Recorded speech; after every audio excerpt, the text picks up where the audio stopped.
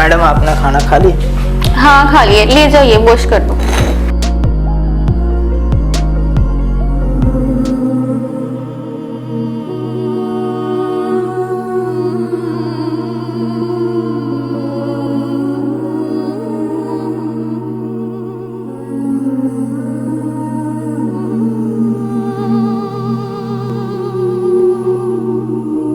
Madam आपने खाना खा लिया, बर्तन उठा लो।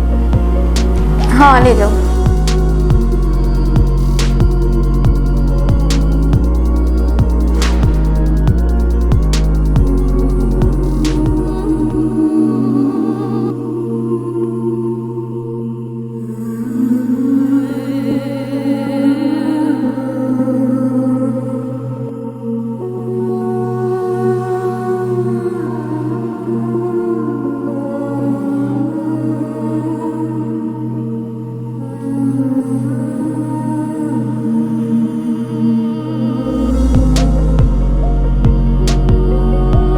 मैडम गिलास उठा लो।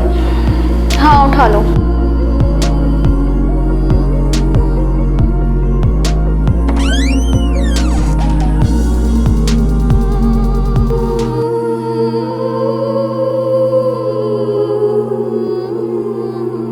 अम्मी भी बीमार है, आज मैडम ने खाना भी नहीं बचाया।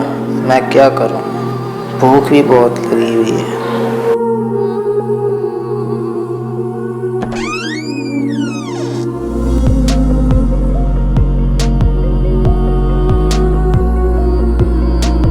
मैडम आपने आज खाना नहीं खाया?